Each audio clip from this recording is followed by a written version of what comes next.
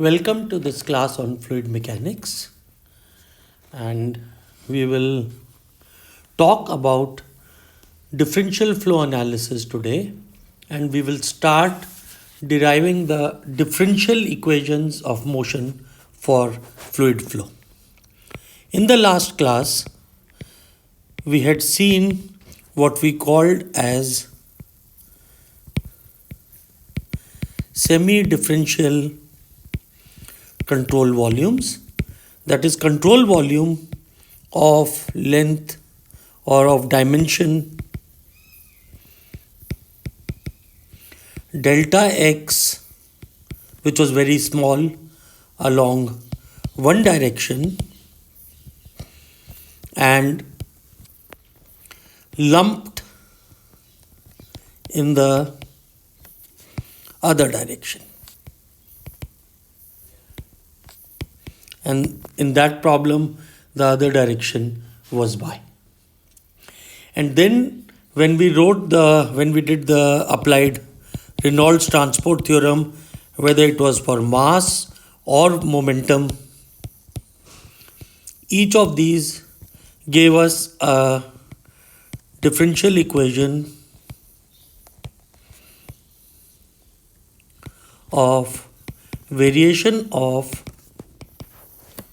the dependent variable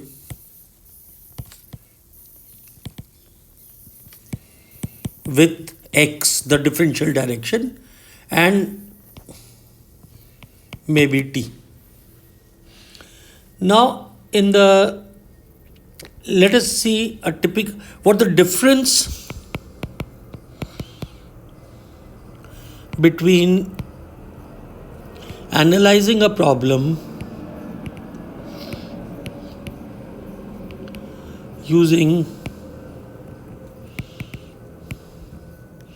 integral approach and differential approach. And to understand this, let's try to see what is the output of the differential approach.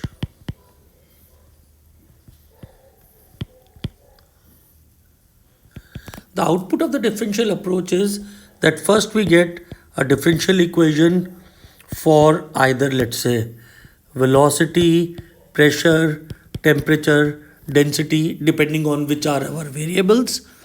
And we hope to solve this and get solutions for the flow field. That means we will be able to finally hope to solve the velocity field as a function of x, y, z, t, pressure as a function of x, y, z, t, temperature, and if the flow is compressible, then density also as a function of x, y, z, t. This is what we hope to expect. And so now coming back to this difference, let's look at a typical problem. So if we want to find, let's say, drag force on a body, and we have solved problems like this in integral approach. So for example, if I have a cylinder and we want to find drag force on the cylinder is moving with a velocity v. So what we did in problems like this was, first we changed the frame of reference and we attached this to the body. So therefore, in this frame, the body is fixed. Then we have this velocity of the incoming flow becomes v. We measure the pressure at this location, and then somewhere downstream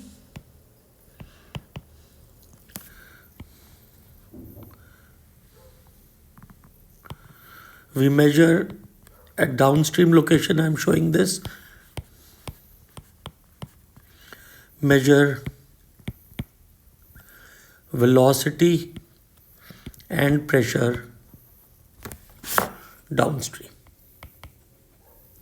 So of course what we find is u is a function of y, pressure is a function of y. Maybe it is constant, we may have assumed this in many problems. And then using, so we need v at the inlet, or this v, and this we'll call it, let's say u0, which is constant. This is what the velocity field is. We need this, we need pressure, we need to find u of y, p of y, and they may be given to us, or so we use mass balance, momentum balance, and in some problems we may use energy balance also, and using these we work these and find drag. Some of these quantities are known to us, some of them have to be approximated, or maybe full u of y is not known, we approximate some form of u of y, some linear form, and then we do mass balance or continuity equation to find what is u of y, or if it is given to us, so, and then we get some estimates of drag. Okay, so this is what we have in the integral flow analysis. Now in a differential analysis, if the same problem has to be solved, then what we will do is we will solve for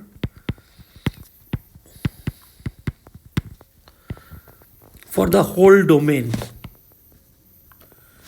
So while in the integral analysis we needed u and p only at the inlet and the outlet, but here in a differential analysis we will be solving the full differential equation.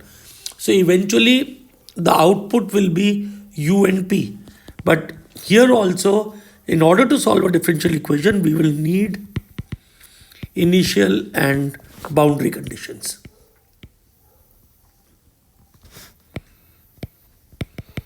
For u and p, and the discussion on this will wait till we do the full differential analysis, but we will get this. So for example, once again, if this is my cylinder, I plot the x and y coordinates like this. So we will solve. So if we have a moving frame of reference, the boundary condition, for example, on surface of cylinder,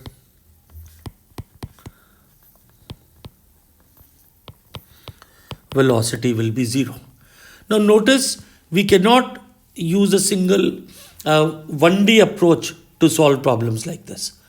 We will have to find the velocity. So not only u, in fact I should correct this. So we will be measuring, we'll need initial and boundary conditions, and we'll be solving not just u but actually the full velocity vector, because now the v component will also come into picture, which we may have neglected earlier.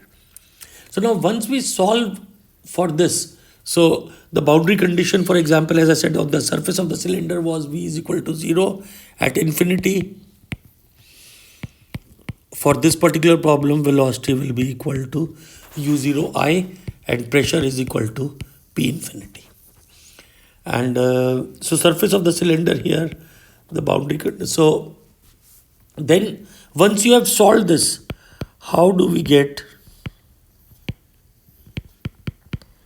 drag force on the cylinder? So to do this, what we will do is we will take the cylinder, we choose an elemental area dA on the cylinder,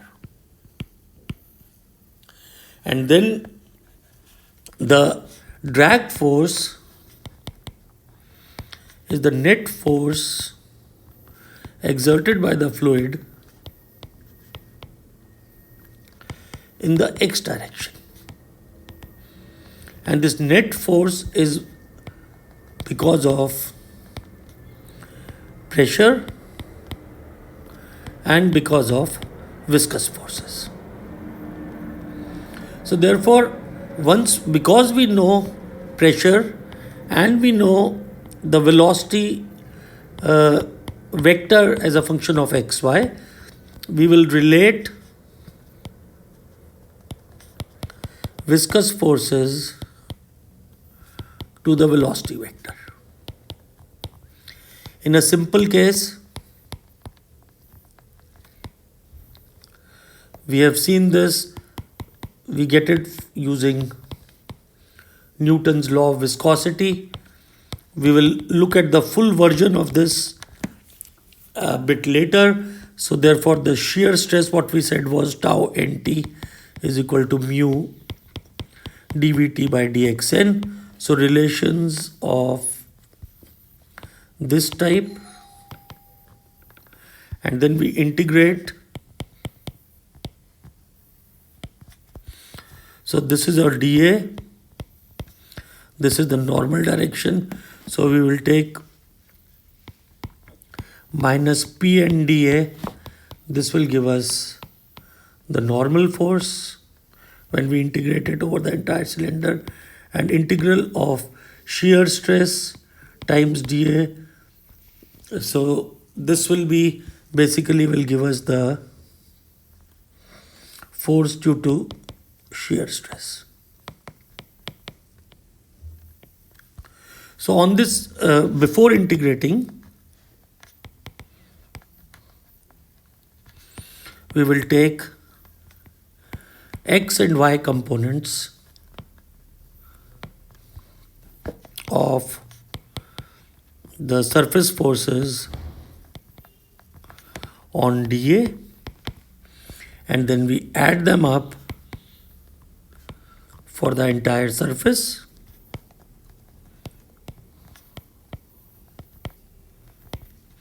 The x component sum will give us the drag force, and the y component sum will give us what we call as lift. So the horizontal and vertical forces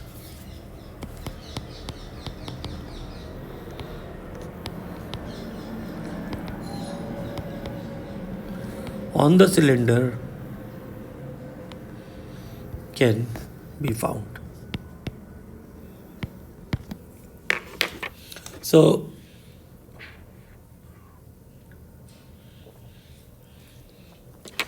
this is the way we carry out things in a differential analysis. Now clearly the differential analysis will give us better and more accurate results, because in an integral analysis we are making many assumptions, but the cost is the effort involved is much higher, and we may be able to work out things, we may not be able to work out things, because the equations which we will derive, sometimes we can't even find the full solutions. But in a nutshell, that is how we work out differential analysis. If you have to find flow rate at any section of the domain, then we know integral v dot nda is how we do this. Now this v will be obtained from the differential analysis. So sometimes it is not only forces, in real life problems, kinematical quantities like flow rates may also be needed, and this is again, we get much better, accurate, almost exact solutions from differential analysis. So given this background, let us now try to use and work with differential analysis of fluid flow.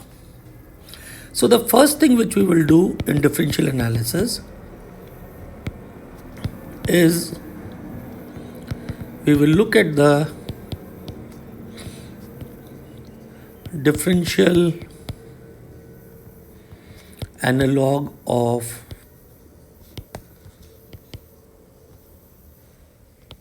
Reynolds transport theorem.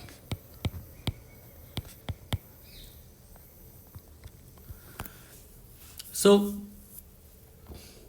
what was the Reynolds transport theorem? In Reynolds transport theorem, we found d by dt of some quantity B was related as d by dt of beta rho dv plus integral on the control surface beta rho v dot n dA. So we were relating d by dt for a system of particles to d by dt of the things in the control volume. Now, the differential analog of this will be if we have d by dt of any property beta, how is it related to partial beta by partial t? Now, what is the difference between the two derivatives? We have been explaining it again and again. And here, as I'll again say, some of the books use capital D by dt. The newer books are now using small d by dt as opposed to the partial derivative, which is there for the right hand side. Now, what is the difference between these two? This left hand side represents beta of a particle, and when you say d by dt of beta of a particle, this will be beta of the particle at t plus delta t minus beta of the same particle at time t divided by delta t in the limit delta t tends to 0.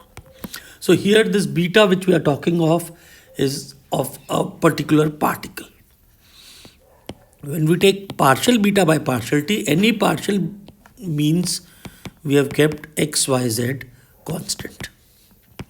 So this will be beta at t plus delta t at the location x, y, z. Now it is the location minus beta. So from there we subtract beta at t at the same location x, y, z divided by delta t in the limit delta t going to 0. So here when we write the partial derivative, our probe which is measuring beta is at a fixed location. And let's take another simple example to explain these things. So let us take a very simple case. Suppose we have a duct in which there is a hot fluid and cold fluid. And these are separated by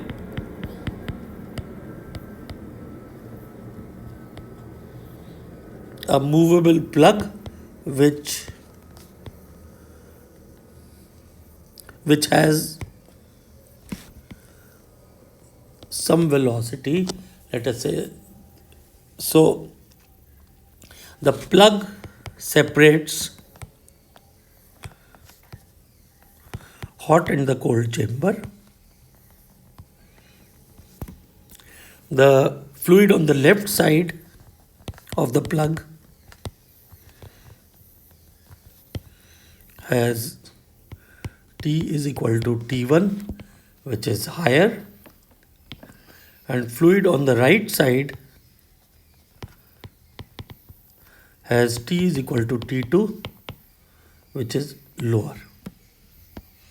So now what we do is let us put 3 types of thermometers.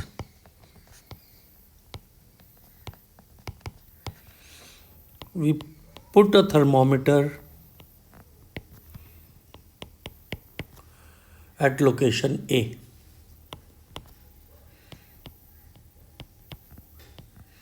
And we put a thermometer at location B. Now, the thermometer at location A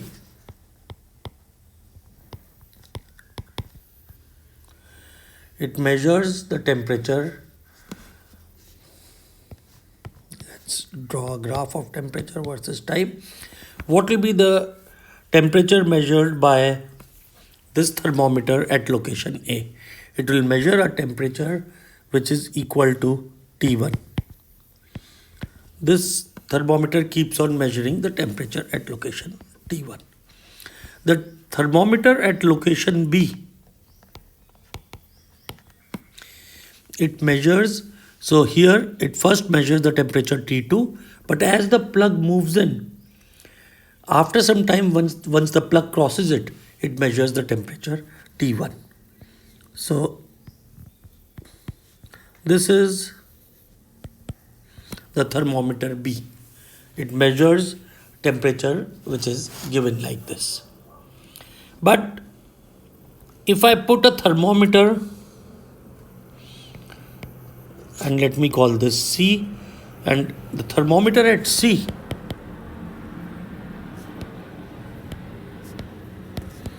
is put on a fluid particle on the hot side. So this thermometer at C, so this is a thermometer at C, it will just measure T1. And similarly, if I put a thermometer at D,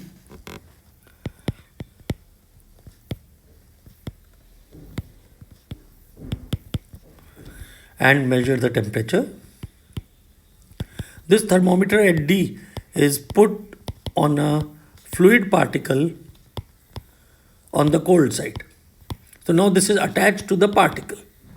So this thermometer at D will measure only T2 as a function of time.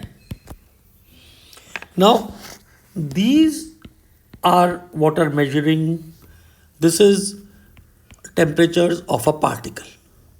So this will be on the left hand side, and the rate of change here of this temperature will be d by dt or small dt by dt. And these two temperatures, these two thermometers A and B are fixed at locations. So the derivative here which you measure will be partial by partial t, because the thermometers are fixed at the locations. So this is the difference between the two derivatives d by dt and partial by partial t. So now we want to find the relation between these two derivatives. So let us look at a fluid property beta. So in general, if I look at the field property beta, it will be a function of x, y, z, t. Beta we used for denoting the field property. That means this beta, we are also, if I look at the names of the frames, we are looking at beta in terms of an Eulerian frame. Now, the total change of beta of the particle occupying x, y, z at time t, this is given by, let's say, d beta, and we know d beta will be equal to, because beta is a function of x, y, z, t, partial beta by partial x dx plus partial beta by partial y dy plus partial beta by partial z dz plus partial beta by partial t dt. This is how we find the total derivative of a multi variable of a function which depends on many independent variables. So d beta by dt, this will be partial beta by partial x dx by dt plus partial beta by partial y dy by dt plus partial beta by partial z dz by dt plus partial beta by partial t.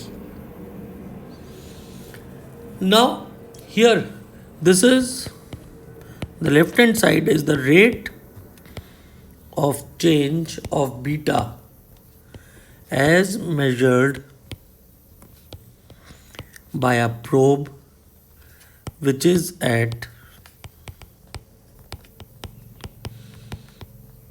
xyzt, and if the probe moves with the particle, that is what we call d beta by dt, then dx by dt will be nothing but vx, the x component of velocity of the particle at that place at that instant. Dy by dt will be the y component of velocity, and dz by dt will be equal to vz. And then what we get is d beta by dt. I'll first put the time derivative term partial beta by partial t plus vx partial beta by partial x plus vy partial beta by partial y plus vz partial beta by partial z. And this is what gives us the relation. Now here d beta by dt, and as I said, some of the books may use capital D for this. This is called the material or substantive rate of change.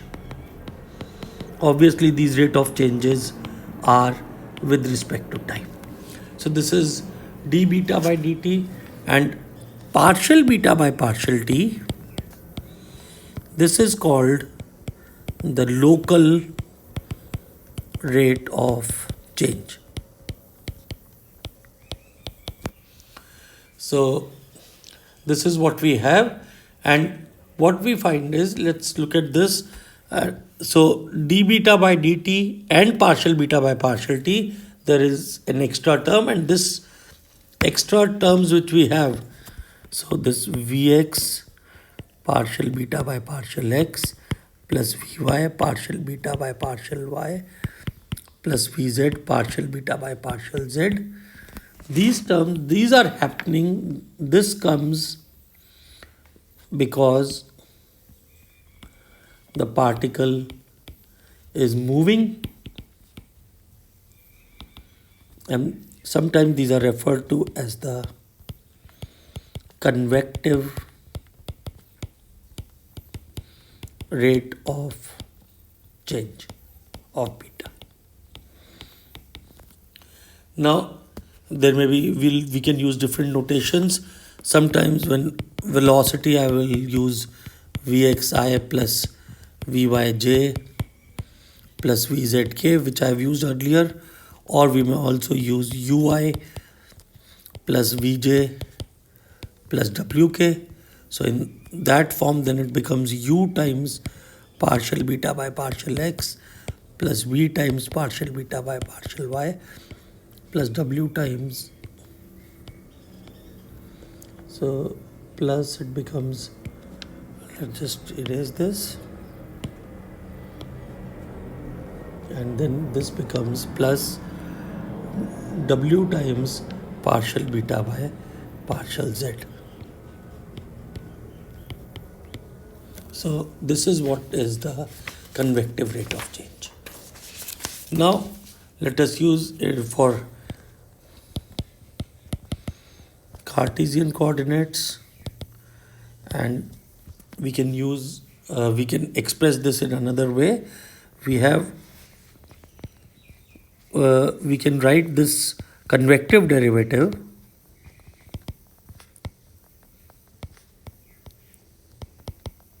this can be written as in the form v dot grad beta. Now notice here what we have done is we have made a single notation v dot grad. This is an operator. For Cartesians, we know the grad operator. This is equal to I times d by dx plus j times d by dy plus k times d by dz. So this grad is like a vector. Why do I use like? Because grad is actually not a vector. It is an operator because it has to act on some function, then only it has a meaning. For example, when you say gradient of beta, and if beta is a scalar, that is how we have seen this is equal to partial beta by partial xi plus partial beta by partial yj plus partial beta by partial zk. So this is gradient of a scalar, and this you have known. Now when I write v dot grad, then the operator which we had, let's try to see, v dotted with grad. So v is equal to vxi plus vyj plus vzk, and grad, as we have seen, is d by dx of anything I plus d by dy j plus d by dz of k, and this bracket is what is coming here, okay, on the thing on which v dot grad is acting. So now v dot grad, when we take a dot product, we will get vx partial by partial x. So let's put it in proper way. Just a second. Let's erase this. Let me express it in a better way so that it's very clear. And then what we have is, so let's put v dot grad operating on something in the curly bracket. This something in the curly brackets can be a scalar, can be a vector, or it can be anything. So this will become v dot grad, let us take vx partial by partial x of the curly bracket I plus vy partial by partial y. The dot product is between v and grad, j plus vz partial by partial z of this code. Now, okay, I have goofed up here, and thanks for pointing this out. Because we are taking a dot product, so obviously, and this dot product means that there will be v times d by dx, I dot I is 1, vy d by dy, so j dot j is again 1, and vz d by dz k dot k is 1, so we get it like this. So now from here what we see is that if the quantity in the bracket is scalar,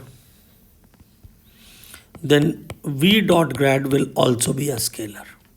And this is what we have seen earlier. If beta was a scalar, then v dot grad beta becomes v partial by partial xi, db partial beta by partial x, plus vy partial beta by partial y, and so on.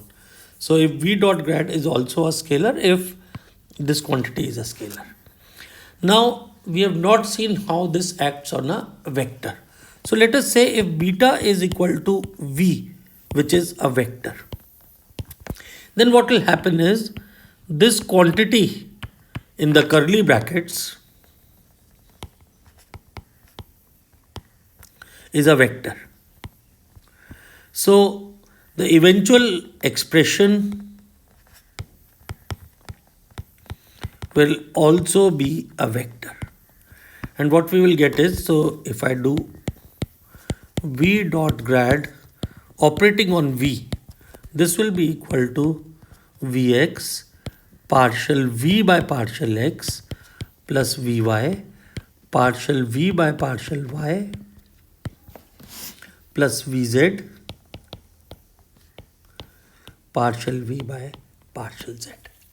So this is how the gradient, this v dot grad vector can act on the velocity. So this is the expression like this. Okay. So this is how you expand v dot grad when it acts on the velocity. Now, so let's write the full expression.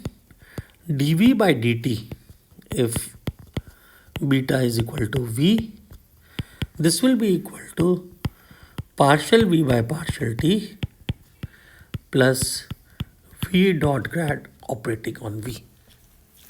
Now, what is the left hand side? Is the rate of change of velocity of the particle which is at x, y, z, t. And what do we call this? This is nothing but acceleration of the particle.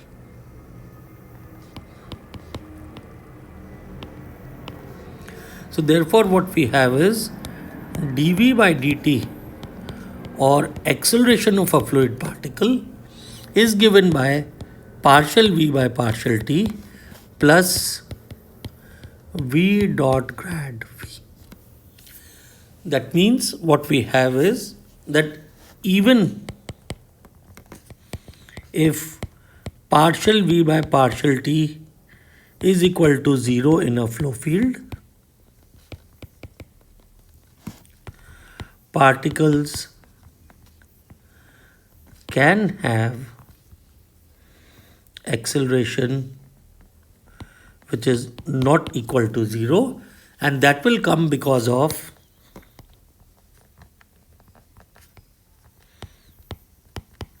v dot grad v term. So that means even in a steady flow field, fluid particles can accelerate. Have we seen this in earlier in the course in some form or the other? Let's try to look at incompressible flow in a converging area. And let's assume the flow is steady. We know if the inlet velocity is v1 and outlet velocity is v2, then v1a1 is equal to v2a2. And because a1 is not equal to a2, v1 is not equal to v2. In fact, in this case, v2 is greater than v1 for above geometry. So the fluid particles, while even if flow is steady, the particles are accelerating. We never looked at it from this point of view that the particles are accelerating, but that is what is happening. The velocity of the particles changes from v1 to v2, it increases. So therefore, even in a steady flow, the acceleration is not equal to 0. Okay, so now let's, just for the sake of completeness, let us look at this expression again, and let us look at some of the salient features here. Acceleration, as we said, was given by partial v by partial t plus v dot grad v. So now let's write this, and deliberately I'll now for v I will use ui plus vj plus wk, so that we have a different notation. You can replace it by vx, vy, vz. So what we get is acceleration will be equal to partial v by partial t plus, I'm focusing on this term, v dot grad v. So let us, it will become equal to ui plus vj plus wk dotted with gradient of ui plus vj plus wk. So how do we expand this? So what we will do is, we will first write ui dot grad as u partial by partial x plus v partial by partial y plus w partial by partial z. So this is how we expand v dot grad, and this has to act on ui plus vj plus wk. So now let's look at the x component of acceleration. So now v is equal to ui plus wj plus, so x component will give us, for the first term, the x component gives us partial u by partial t. Now when I write the x component, I have to write only the I component of this equation. So I will get plus u partial u by partial x plus v partial u by partial y plus w partial u by partial z. So this is the x component, and so this gives me x component of acceleration. Y component will give me, again I take the y derivative, partial v by partial t, plus now when I do, I have to look at the j component. So I get u partial v by partial x plus v partial v by partial y plus w partial v by partial z. And when I write the z component, I will get partial w by partial t plus u partial, now I have to take w, so partial w by partial x plus v partial w by partial y plus w partial w by partial z. So this is how I write the three components of the acceleration.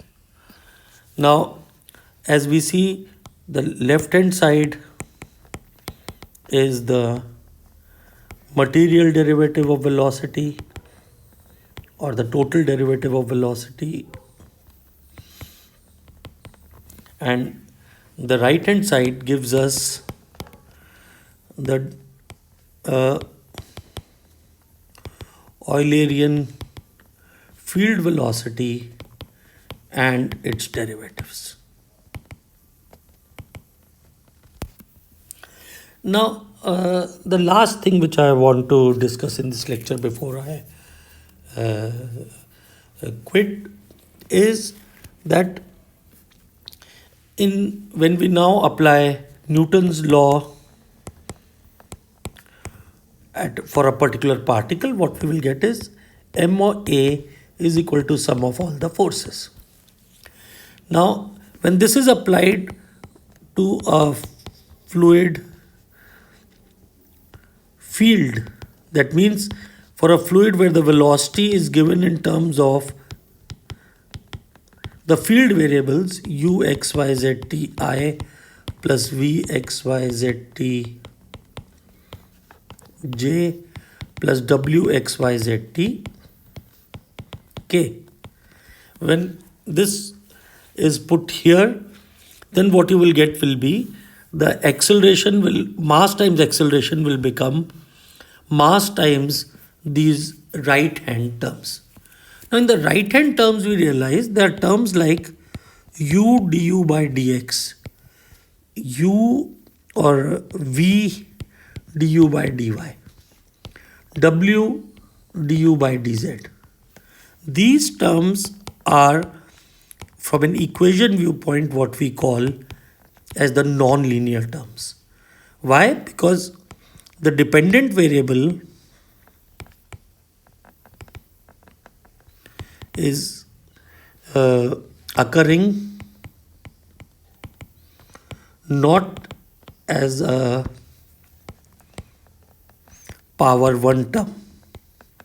Power 1 term means like u or du by dx or d2u by dx square, something like these, where u is there only just as u. But what we have is u du by dx, which means that there is a product of one dependent variable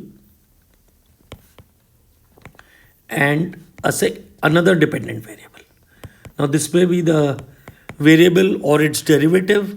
So for example, or there may be two different derivatives, v du by dy. So there are two terms, both of which are dependent variables. And so this is what we call as non-linear terms. And eventually we will see that the biggest problem in solving the equations comes from the non-linear terms. If any term appears, even it may be a very high order derivative, just as a single power of the dependent variable, then it is called a linear term. But if there is a product or by itself or by another dependent variable, then we call it as a non-linear term.